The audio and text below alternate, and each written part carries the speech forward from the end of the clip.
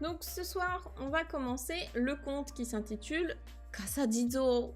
Kasadizo, donc c'est une histoire vraiment très connue, très célèbre au Japon. Donc c'est issu d'un livre pour enfants, c'est la série des Nihon Mukashi Banashi Anime Ehon. Donc des histoires anciennes japonaises sous forme de livres issus d'animés. Donc il y en a plein dans cette série-là. Moi, je les ai commandés sur le site de nippongo.fr. C'est un site français qui qui revend en fait des livres d'occasion japonais. Donc ça permet d'avoir des petits livres comme ça pour vraiment pas cher du tout. Et puis avec les frais de port depuis la France, c'est pas mal.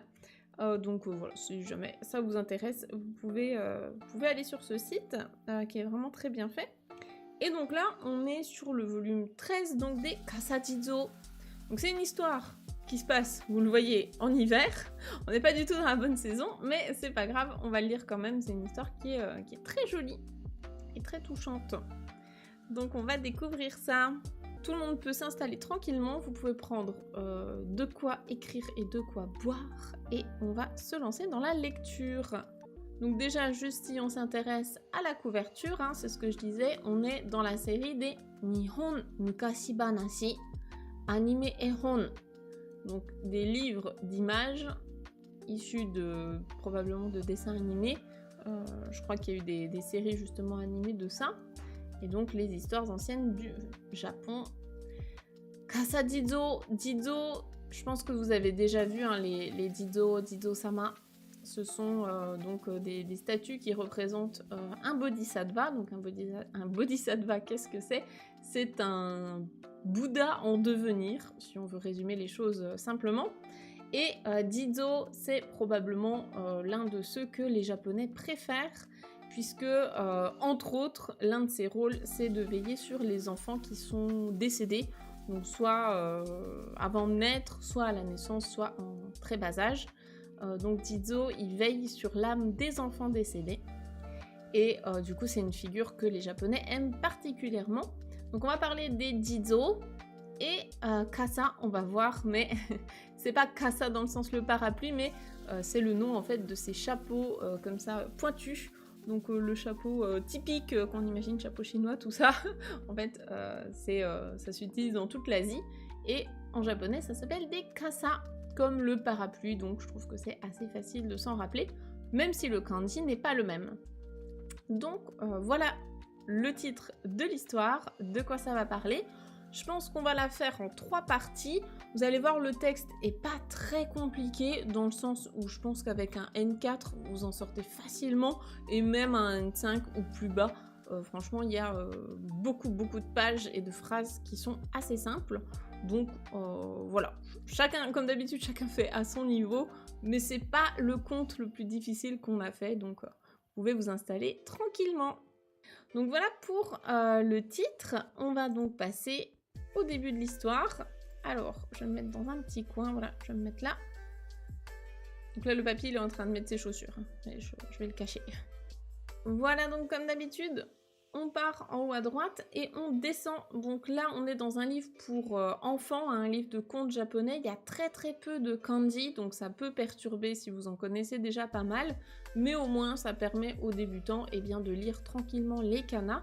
Et surtout, il y a des espaces entre les mots, ce qui n'est pas toujours le cas. Ici, il y en a, c'est pour faciliter la lecture des enfants. Et donc, c'est pas mal aussi pour les débutants en japonais. Donc essayez de lire à voix haute avec moi, si vous pouvez, ce serait top. On est parti! Aru mura ni mazushii oji-san to oba-san ga imashita. Alors là, normalement, à part l'adjectif mazushi, le reste, hein, c'est des choses qu'on a déjà vues et revues dans les lectures de contes. Donc, je récapitule quand même si c'est la première fois que vous vous joignez à nous pour une lecture de contes. Donc, Mura, c'est un village. Aru Murani, c'est dans un certain village. D'habitude, nos histoires, elles commencent même carrément par Mukashi, Aru Murani. Là, on n'a pas le Mukashi, il était une fois. Donc, dans un certain village, mazushi, ça veut dire qu'ils sont pauvres. C'est vraiment quelqu'un qui n'a pas d'argent du tout, qui est dans une pauvreté, donc pauvre. Oji-san to oba-san, donc un vieillard et une vieillarde, ga imashita. Il y avait. Dans un certain village, il y avait une femme âgée et un homme âgé, un vieillard et une vieillarde, qui étaient pauvres. Voilà pour le début de l'histoire. Donc là, mazushi, comme vous voyez, hein, c'est un adjectif en i. On continue. Omisoka nano ni mochi o tsuku okome mo nai no de oba-san no furugi o machi ni uri ni iku koto ni shimashita. Ici, il y a peut-être 3 voire 4 mots qui sont spécifiques à cette histoire et à cette période de l'année. Donc, si vous ne les connaissez pas, il n'y a pas de souci, on va les expliquer. Donc, les quelques mots en question, c'est déjà Omisoka. Omisoka, ça c'est le dernier jour de l'année. Donc, c'est le 31 décembre, hein, c'est avant la nouvelle année. Donc, c'est le dernier jour de l'année. Omisoka nano ni, donc malgré le fait que ce soit le dernier jour de l'année, mochi. Les mochi, hein, ça c'est de la pâte de riz gluant. Je pense que vous connaissez peut-être les pâtisseries, les mochi. Donc, mochi o tsuku, ça c'est le verbe pour dire fabriquer des mochi. Donc, c'est la tradition à la fin de l'année de fabriquer des mochi. Et donc, mochi o tsuku okome. Kome, ça c'est le riz, mais le riz qui n'est pas encore cuit, donc les grains de riz. Ici, on a mis un O honorifique, comme on peut avoir devant plein de noms d'aliments japonais. Hein. Il y en a plein, il y a ocha, o sushi, les sushis peuvent prendre aussi un O honorifique, etc. Donc, okome, c'est pour montrer vraiment qu'on est très respectueux vis-à-vis de cet aliment-là, qui est important pour fabriquer du coup les mochi. Okome mo nai. Donc, il n'y en a pas. Nai, c'est arimasen. Il n'y en a pas. Comme il n'y avait pas, ils n'ont pas en fait, hein, ils n'ont pas de riz pour fabriquer des mochi. Et que du coup, c'est le dernier jour de l'année, donc c'est la tradition de fabriquer des mochi. Eh bien, oba-san no furugi. Furugi, ça, ce sont des vieux vêtements. Furugi. Donc des vieux vêtements, hein. On voit là, elle est en train de justement d'entasser un peu ces vieux vêtements, ce qu'elle ne porte plus.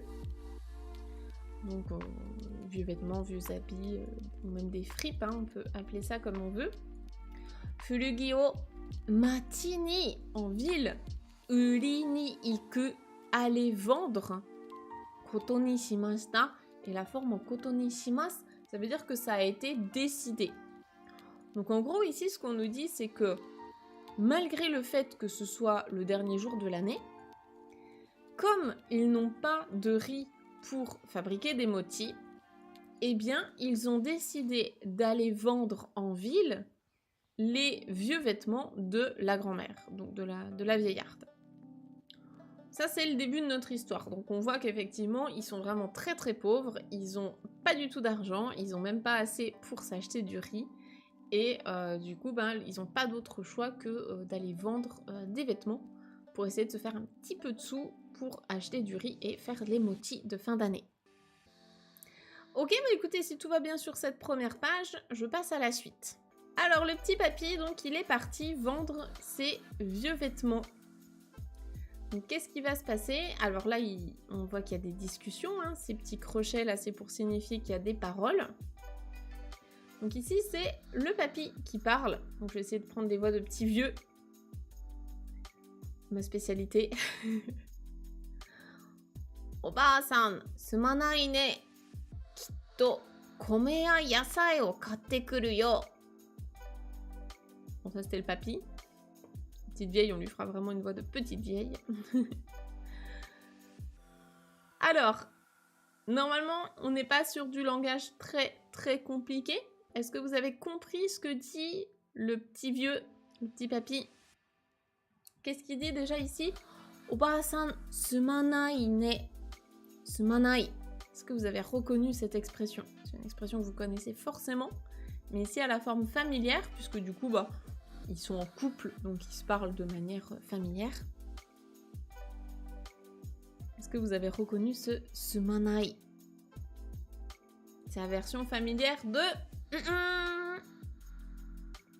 Ouais, de sumimasen. Sumimasen devient sumanai. À la forme familière, c'est ça. Donc, désolé, désolé mamie en fait, hein, c'est comme ça qu'ils s'appellent entre eux. Donc, désolé mamie, hein. Donc le nez, je suis désolée, hein. Donc en gros, il s'excuse du fait que, bah, probablement, je pense qu'il s'excuse du fait qu'il n'a pas d'argent, et peut-être qu'il s'excuse aussi du fait de partir. On sait pas trop, en tout cas, il s'excuse. Donc bah, désolée mamie, Kitto, à coup sûr, hein, certainement, sans aucun doute, très certainement, Kome, donc du riz pas cuit, ya, yasai, des légumes. Donc du riz et des légumes. Le ya, c'est la particule pour une liste qui n'est pas exhaustive, donc ça et ça, entre autres. Peut-être que s'il y a moyen, il ramènera autre chose, on verra. Mais en tout cas, lui, ce qu'il vise, c'est donc du riz et des légumes au katekuru. Ici, on a deux verbes. Est-ce que vous les reconnaissez, ces deux verbes? Katekuru. Et le yo à la fin, c'est la particule pour insister. C'est un petit peu comme un point d'exclamation, donc je t'informe que je vais faire ça. Donc, qu'est-ce qu'il va faire? Katekuru. Katekuru. Ouais, c'est ça, on a le verbe kau, kaimasu à la forme en T, plus kuru, kimasu, donc venir. Donc ça, c'est ce qu'on utilise pour dire qu'on va faire quelque chose et ensuite on revient à la maison. Donc littéralement, c'est je vais acheter donc là des légumes et du riz et je reviens. C'est exactement la même chose que quand vous dites ittekimasu. Donc quand vous quittez la maison et que vous dites ittekimasu, c'est j'y vais et ensuite je reviens à la maison. Donc là c'est pareil, kattekimasu, kattekuru, forme familière, kattekuru yo, je vais acheter et je reviens. Et là on a la petite mamie qui lui répond Oji-san koso, yuki ga futte iru no ni gokurou-sama desu. Je pense que l'intonation, c'est pas ouf. C'est parce que je voulais vraiment faire ma voix de petite vieille, mais je pense pas qu'elle parle exactement comme ça. Donc en gros ici, qu'est-ce qu'elle lui dit? Elle lui dit Oji-san koso. Le koso, c'est le même que dans kochira koso, donc c'est moi qui vous remercie. Oji-san koso, en fait c'est ben non, en fait c'est toi papy qui yuki ga futte iru no ni, ben du coup, du fait qu'il soit en train de neiger dehors, Yuki la neige, hein, Futeiru être en train de neiger. Donc il est en train de neiger, du coup, Gokuro-sama desu. Gokuro-sama, Gokuro-sama desu, c'est une expression qu'on utilise pour vraiment mettre en valeur l'effort que quelqu'un fait pour quelque chose. Donc en gros, elle lui dit, en gros, c'est pas à toi de t'excuser, quoi, c'est moi qui m'excuse du fait que toi, tu vas aller dehors et il neige. Donc, d'avance, bravo et merci pour ton effort, quoi. Et ensuite, ici, cette page conclut en disant Oba-san ni miokurarete, Oji-san wa dekakite ikimasu. Donc, Oba-san ni miokurarete. Ici, c'est mi-okuru, mi-okurareru, c'est du passif. Donc, il a été raccompagné. Mi-okuru, c'est raccompagner quelqu'un. Donc, en gros, elle le raccompagne, pas dans ce sens-là, mais elle le suit jusqu'à la sortie de la maison, quoi. Elle le voit partir, etc. Puis je pense qu'elle lui dit au revoir. Donc, il se fait raccompagner par la mamie et Oji-san wa dekakete ikimasu, et du coup il sort et il y va. Donc il est parti avec ses vêtements sous la neige. Il va essayer de les vendre à la ville. Jusque là, est-ce que ça va? Daijoubu desu ka? Est-ce que c'est ok? Et ben si tout va bien, on continue. Ici, comme c'est un conte traditionnel, il n'y a pas de mots étrangers. Ce qui fait que quand on voit des katakana comme ici, ça signifie que ce sont des onomatopées, ça représente des bruits. Donc là, le bruit en question, c'est gu, gu. Donc ça se voit pas très bien, mais c'est un petit tsu. Donc le son, il est vraiment étouffé. Gu, gu. À votre avis, qu'est-ce que ça peut être ce bruit? Gu, gu. Qu'est-ce que c'est que ce bruit? Ouais, c'est ça. En fait, c'est le bruit... C'est ça, exactement. C'est les bruits de pas dans la neige. C'est vraiment le bruit d'un truc qui crisse un peu. Vous savez, c'est ce petit bruit. Moi, j'adore ce bruit. Marcher dans la neige bien épaisse, bien moelleuse, là. Guiou, guiou. J'adore ce crissement un peu, ce grincement. Donc c'est l'onomatopée du bruit, du coup, de pas comme ça qui dans la neige. J'adore ce bruit. Ça, c'est un peu mon ASMR à moi. C'est ce bruit dans la neige et la sensation du pied comme ça qui s'enfonce. Ouais, un bruit qui crunch, c'est ça, j'aurais pas dit mieux. Ouais, le crunch, crunch, ouais, c'est ça, c'est ça. C'est ça, ce crunch, crunch, exactement. Ça, donc c'est ce gu, gu. C'est le crunch, crunch.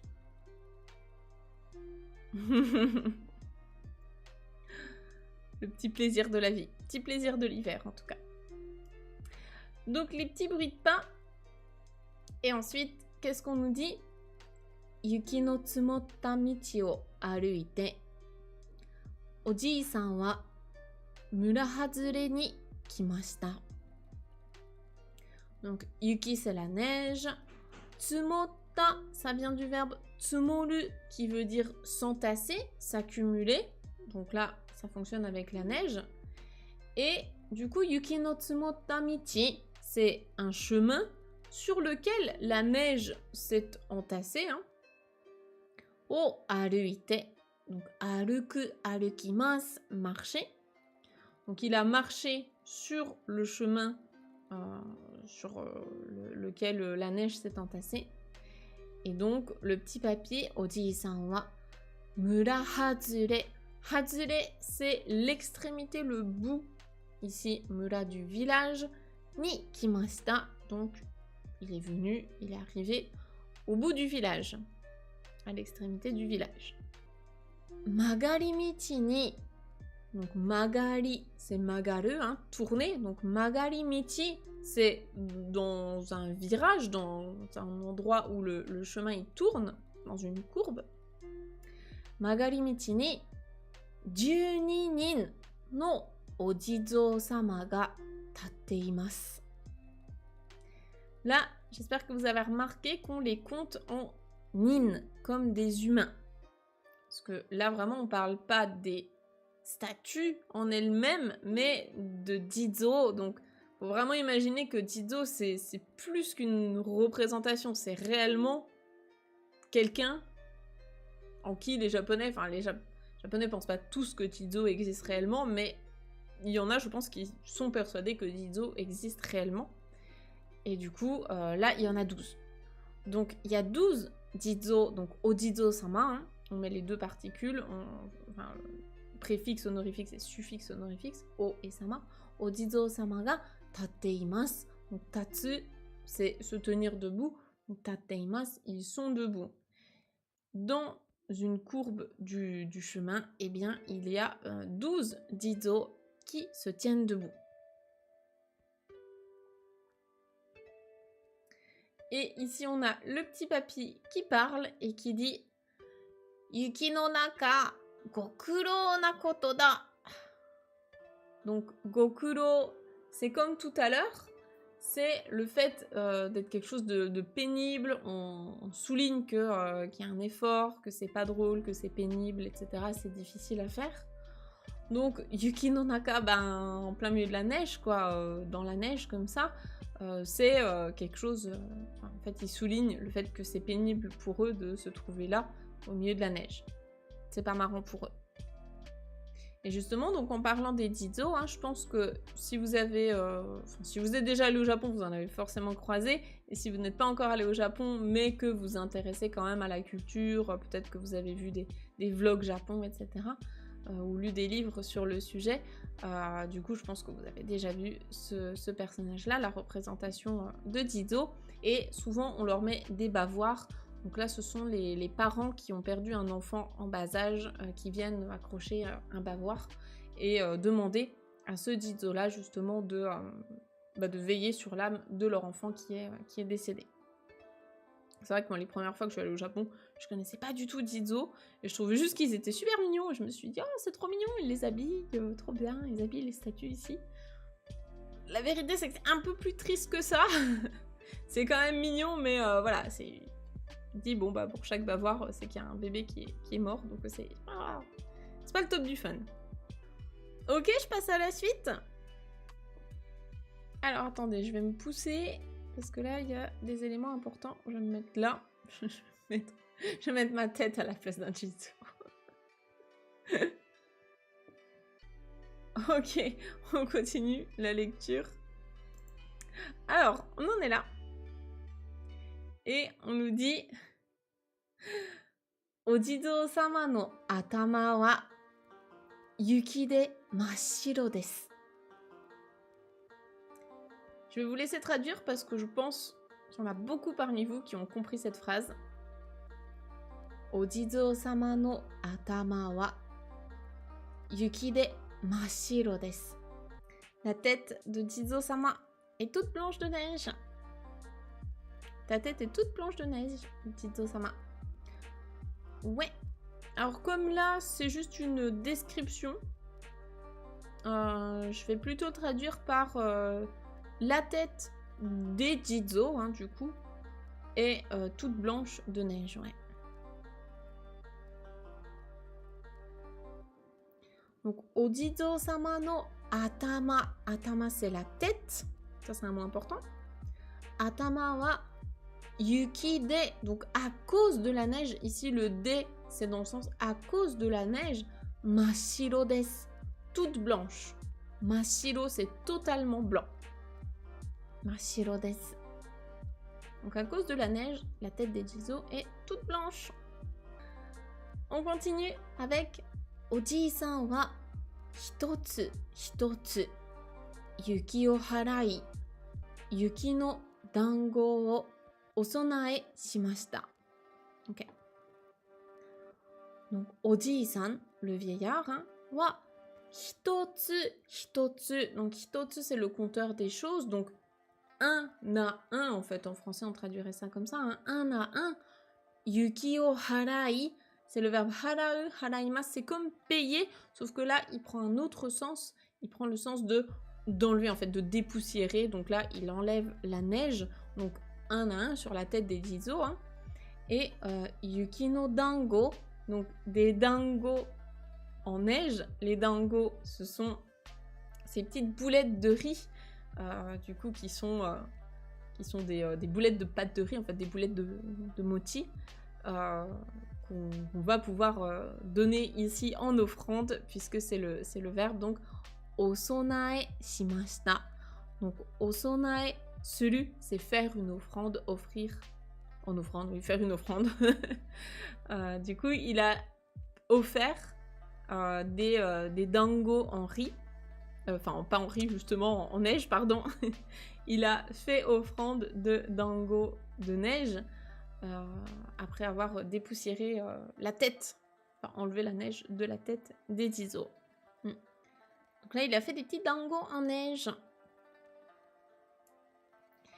Et ensuite, qu'est-ce qu'il dit le petit papy? Donc là, il s'adresse aux Jizo et il leur dit « Sugu ni mochitsuki o shimasu kara, sore made matte ite kudasai yo ». Donc là, on reprend le même verbe, ici ça a été transformé en nom, mais mochi o tsuku, fabriquer des mochi, mochitsuki, la fabrication de mochi.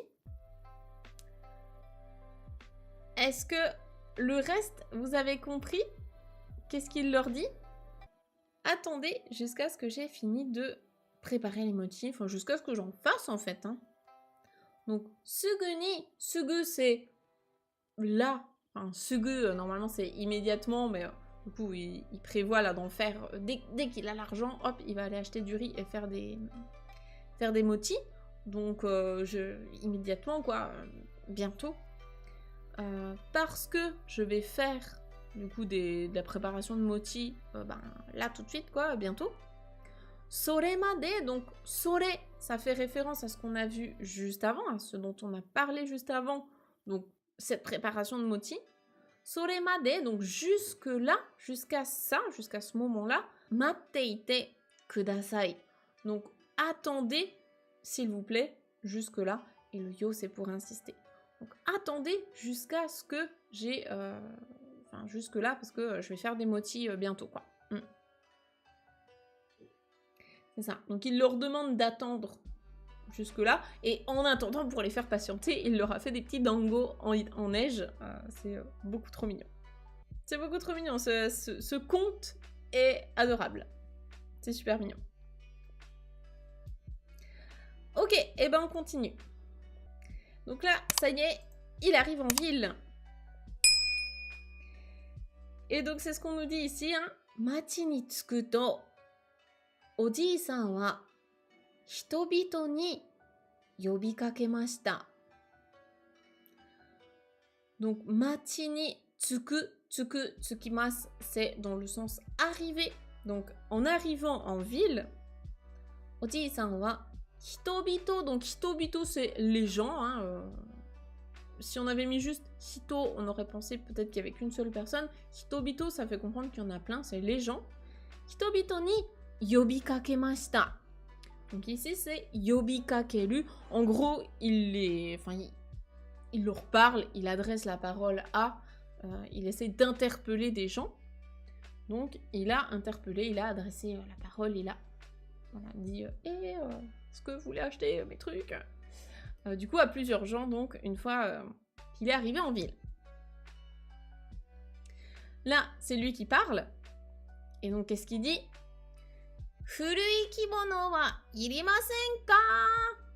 Joubu na furugi desu yo. Je l'imagine faire un peu son marchand. Hein. Il essaye de se faire sa place dans la ville. Alors là, c'est pareil. Je pense que vous pouvez comprendre. Donc, furui kimono wa irimasen ka? Joubu na furugi desu yo. Donc, furugi, on l'avait vu, hein, c'est donc des vieux vêtements, des fripes, du vieux tissu. Donc ici, c'est des vieux kimonos, en fait, hein, furugi. Il le dit ici, hein, furui kimono. Donc justement, qu'est-ce qu'il demande? Furui kimono wa irimasen ka?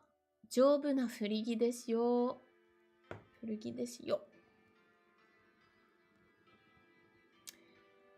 Qu'est-ce qu'il demande aux gens? Avez-vous besoin de vieux kimonos? C'est ça, et en fait sa question ici, juste pour bien comprendre, hein, elle est posée à la négative, donc pour être peut-être un peu moins direct, il demande « N'avez-vous pas besoin de vieux kimonos ?» Donc le verbe « iru irimasu », à ne pas confondre avec « iru imasu hein, », c'est pas le même verbe. Ici c'est bien « irimasu », avoir besoin de. Donc « irimasen », ne pas avoir besoin. Si vous rajoutez le ka, ça se transforme en question. N'avez-vous pas besoin de vieux kimonos? Joubu. Joubu, qu'est-ce que c'est comme adjectif? Joubu, qu'est-ce que ça veut dire? Joubu na furugi desu yo. Je vous informe que ce sont des vêtements. Joubu. Joubu. J'ai envie de lui acheter des vieux kimonos. Je me fais avoir. Bah oui, bah, il a une bonne bouille en plus, quoi.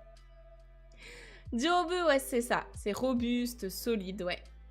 C'est ça. Donc, c'est de la... En gros, il dit que c'est de la bonne qualité, quoi. Ils sont robustes, solides. Ils vont pas se déchirer rapidement.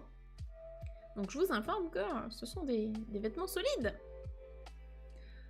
Demo, mais, minna, isogashisou de, dare mo furimuite kuremasen.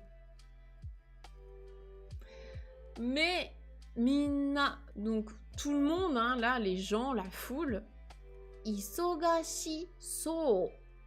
Donc, isogashi i, c'est l'adjectif pour dire être occupé, être pressé. Voilà, c'est des gens de la ville, quoi. Ils sont dans le feu de l'action. Et avec la forme en so, donc vous enlevez le i de l'adjectif en i, vous remplacez par so, donc so des. Isogashi so des, ça veut dire ils ont l'air occupés. Donc ils ont l'air occupés et du coup qu'est-ce qui se passe? Daremo, donc personne. Furimuite, c'est le verbe furimuku qui veut dire se retourner. Et la forme en te kuremasen, ça veut dire il ne lui accorde même pas ça, quoi. C'est la forme en te kuremas qui veut dire être reconnaissant. Donc il n'y a personne qui se retourne vers lui parce que ils ont tous l'air bien occupés et ce qui fait qu'il n'y a personne qui se retourne, personne ne le regarde. Tout le chat est en pleurs. Non! Oh non! Ça y est, j'ai fait pleurer dans les chaumières. Oh là là! On continue parce qu'on va quand même pas... on peut pas s'arrêter là. Il faut qu'on sache la suite. Alors, on continue l'histoire. Et qu'est-ce qu'on nous dit? Donc, atari wa kuraku natte shimaimashita. Ici, il y a 3 mots-clés. Il y a atari, l'adjectif kurai et le verbe naru, narimasu. Atari, c'est ça. Atari, c'est autour, donc vraiment dans les environs, quoi. Kurai, c'est l'adjectif sombre, exactement. C'est ça, c'est le contraire de akarui, clair, lumineux. Et le verbe naru, narimasu, ça c'est un verbe qu'on voit très souvent, c'est le verbe devenir. Donc pour dire devenir sombre, kurai étant un adjectif en i, on enlève le i et on remplace par ku. Donc kuraku narimasu, devenir sombre. Et en plus de ça, ici, le verbe naru narimasu, il est à la forme en te shimaimashita. Te shimaimashita, ça c'est pareil, c'est une forme qu'on voit très souvent dans les contes, on en parle souvent, c'est devenir totalement, enfin ça s'est totalement passé. Donc les alentours sont devenus totalement sombres. Donc en gros la nuit est tombée. Et là, donc il se parle, et qu'est-ce qu'il dit? Toto kome mo yasai mo kaenakatta na. Oh, kawaisou. Petit papy, qu'est-ce qui se passe? Qu'est-ce qui se passe? Bah oui, le petit papy, beaucoup trop mignon. Donc toto, ça c'est pareil, c'est un petit mot qu'on croise assez souvent dans les contes. C'est enfin, finalement, au bout du compte, tout ça. Donc kome, on l'a vu, hein, c'est le riz. Yasai, les légumes. Donc que ce soit du riz ou bien des légumes. Ah pardon, je crois que j'ai dit kanaenakatta. Kaenakatta. Kaenakatta. Ce qui a beaucoup plus de sens que le verbe kanae. Kaenakatta. Kaenakatta. Donc ici, c'est le verbe kau, kaimasu, qu'on a mis à la forme potentielle, donc pouvoir faire quelque chose. Donc kaimasu se transforme en kaemasu, pouvoir acheter. Et en plus de ça, ici, c'est du négatif passé familier. Enfin, neutre, du coup. Donc, kaenakatta, je n'ai pas pu acheter. Et le na à la fin, c'est oh, bah au bout du compte, j'ai pas pu acheter que ce soit du riz ou des légumes. Oh là là. Donc, j'ai pas pu acheter tout ça. Oh. Il a rien pu acheter, ouais, c'est ça. Bah oui. Il va rentrer chez lui, bredouille. Et sa femme a faim. C'est horrible. Et derrière, qu'est-ce qu'on nous dit? Gakkari shite kaerou to suru to suge no kasa o uri ni kita oji-san ga koe o kakemashita. Alors ici, il y a peut-être du vocabulaire un peu plus avancé. Donc là, il faut qu'on en parle ensemble. On a déjà le verbe gakkari suru. gakkari suru, gakkari shite, gakkari shita, ça veut dire être déçu. Donc, gakkari shite, il est déçu. Et qu'est-ce qu'il pensait faire? Kaero to suru to. Donc, kaero to suru, kaeru, kaerimasu, c'est rentrer chez soi. Et la forme en kaero to suru, ça veut dire qu'il s'apprêtait à faire ça. Il était parti en gros pour rentrer chez lui, parce que il était déçu. Donc au moment où il s'apprêtait à faire ça, eh bien, suge no kasa. Alors là, c'est vraiment pas un mot très courant. J'ai fait des recherches, en fait, c'est le... Je sais même pas comment ça se dit en français, je trouvais des mots en anglais. Mais en gros, suge kasa, c'est ces chapeaux de tressés de paille, bambou, enfin ce végétal. Donc c'est pas un mot très important à retenir, mais le plus important ici, c'est le kasa qui représente le chapeau pointu. Et le suge, alors si ça vous intéresse, mais j'ai trouvé 3 traductions, enfin même 4 en français. Ce serait du bois de sedge, de carex, de lèche. Bon, apparemment c'est une espèce de forme de bambou. Je pense pas que ça ait beaucoup d'importance. Je m'y connais pas en chapeau, en tressage de chapeau. Mais en gros c'est ça quoi. Donc suge no kasa o uri ni kita oji-san. Donc un vieillard qui est venu vendre ces chapeaux-là, eh bien, qu'est-ce qu'il a fait? Koe o kakemashita. Il lui a parlé, en gros, il s'est adressé à lui. Et donc, on va découvrir ce qu'il lui a dit sur la page d'après. On continue. Et qu'est-ce qui se passe ici? Ils vont discuter. Alors, on a Papy 1 qui parle à Papy 2. Donc il faut faire 2 voix de Papy. Mais je pense que j'ai pas assez de voix différentes dans mon répertoire. Donc je vais faire de mon mieux. Furugi wa ureta kane. Donc là, c'est le Papy des chapeaux qui dit, donc tes vieux vêtements, là, tes vieux kimonos, t'as pu les vendre, hein? Enfin, est-ce que t'as pu les vendre, hein? Il pose la question et en même temps, il dit, hein? Donc, ureta, encore une fois, c'est du potentiel. C'est tu as réussi à les vendre. C'est uru, urimas, forme potentielle passé neutre. Donc, ureta ka. Est-ce que tu as pu les vendre, hein? Et là, le Papy des kimonos répond iya. Donc là, c'est pour dire non. Hein, c'est non. Iye, iya. Non. Omisoga de minna. Isogashii jaro. Donc là, vous allez voir, ils parlent comme des petits vieux, les deux. Ils sont des fins de phrases typiques des petits vieux japonais. Donc, Omisoka, là encore une fois, c'est le dernier jour de l'année. Donc, comme c'est le dernier jour de l'année, eh bien, les gens, ils sont isogashii. Ils sont occupés, hein, ils sont très pris, ils font leurs courses, etc. Ils n'ont pas le temps. Donc, isogashii jaro. Comme quoi... Le temps passe, mais ça reste toujours la même chose. Hein. Les gens, ils n'ont pas le temps dans les villes, ils font leur vie. Donc ici, le njaro, c'est ndaro. Donc ils sont occupés, quoi. Suruto, donc ce faisant, alors, kasa uri no oji-san wa kasa o misete iimashita. Donc ce faisant, le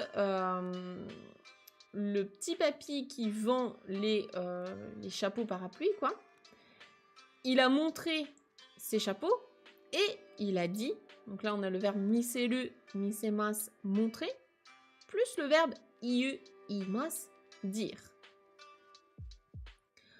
Washi mo ja, dou da ne, furugi to washi no kasa o torikaenai ka? Donc là, il faut pas oublier que les petits vieux, en général, ils vont remplacer les da, des, par ja. Donc, washi mo ja. Là, c'est watashi mo desu. Donc, moi aussi. C'est pareil, il a pas réussi à vendre ses chapeaux. Donc, moi aussi, hein. Do da ne, donc, ouais. comment ce serait... Enfin, faut voir la suite. En gros, qu'est-ce que t'en penses si Furugi to washi no kasa, donc tes vieux vêtements et mes chapeaux, o torikae nai ka? Donc torikaeru, c'est échanger. Donc, est-ce qu'on les échangerait pas? Qu'est-ce que t'en penses? Est-ce qu'on n'échangerait pas? Je prends tes kimonos, tu prends mes chapeaux. Qu'est-ce que t'en penses? Ok, et bien écoutez, on lit la dernière page pour aujourd'hui. Et la page en question, qu'est-ce qu'elle nous dit? Tu vas refaire ta voix de vieux. Haha! On la sort du placard. Donc là, c'est le petit papy des kimonos, donc le premier papy de l'histoire, qui dit I tomo. Donc là, en fait, il donne son accord. C'est bon pour moi, c'est ok pour moi. Oji-san wa furugi o 11 ko no kasa to torikaemashita. Donc le petit vieux, le vieillard cette fois du début, hein, on parle du premier petit papier de l'histoire. Qu'est-ce qu'il fait? Eh bien, il a donc échangé ses vieux vêtements contre 11 chapeaux. Donc Dieu Ikko. Ici on les compte en ko, ça aurait pu être en tsu. Le compteur ko, en général, c'est les petits objets compacts qui tiennent dans la main. Mais parfois, ça peut être aussi un compteur un peu plus fourre-tout. Et de plus en plus, c'est vrai qu'on utilise pas mal ce compteur ko pour des objets fourre-tout. Donc là, il a échangé ses kimonos contre 11 chapeaux. Et donc ensuite, eh bien, les deux petits vieux, ils se souhaitent mutuellement une bonne année en se disant « Yoi toshi o mukae nasare yo! Omae-san mo yoi toshi o na! » Donc ici, en fait, c'est des dérivés de l'expression que vous pouvez utiliser à l'heure actuelle, hein, en disant yoi toshi o, donc yoi o toshi o ou bien yoi toshi o, qui est la contraction de yoi toshi o o mukae kudasai. Donc ça, c'est l'expression qu'on dit avant que ce soit le 1er janvier. Quand on n'a pas encore changé d'année, on se souhaite une future bonne année. Donc littéralement, c'est dirigez-vous, enfin, qu'il y ait une bonne année qui vienne accueillir, en gros, accueillir une bonne année. Enfin, c'est un peu bizarre en français, mais en gros, c'est bonne année, quoi. C'est bonne année, mais avant que ce soit la bonne année. Donc là, ils se disent ça. Bon, ben, bonne année à toi, et puis, ben, toi aussi, bonne année. Aisatsu o shiau to, oji-san wa aruki dashimashita. Donc, après qu'il se soit... aisatsu, c'est les salutations, hein, donc bonne année, au revoir, machin, bidule. Donc, après qu'ils se soient salués mutuellement, shiau, c'est faire, mais ensemble. Donc, il y en a un qui a dit ça, l'autre a dit ça, voilà. Donc, ils se sont salués mutuellement, et ensuite, eh bien, le petit papy, il est reparti, quoi. Aruki, c'est le verbe aruku, arukimasu, marcher, et dasu, c'est dans le sens... il partit, quoi. Il partit en marchant. Et c'est un bon endroit pour s'arrêter dans notre histoire. On va déjà s'arrêter là pour aujourd'hui. Donc, je vous laisse imaginer la suite. Et on se retrouvera, eh bien, la prochaine fois pour voir le deuxième tiers de l'histoire. Et voir si, justement, ce que vous avez imaginé, ça colle à la suite de l'histoire. Voilà, j'espère déjà que cette première partie vous a plu. Que ça vous a donné envie... et bien de lire la suite et jusqu'au bout, jusqu'à la fin, parce que c'est quand même une très jolie histoire.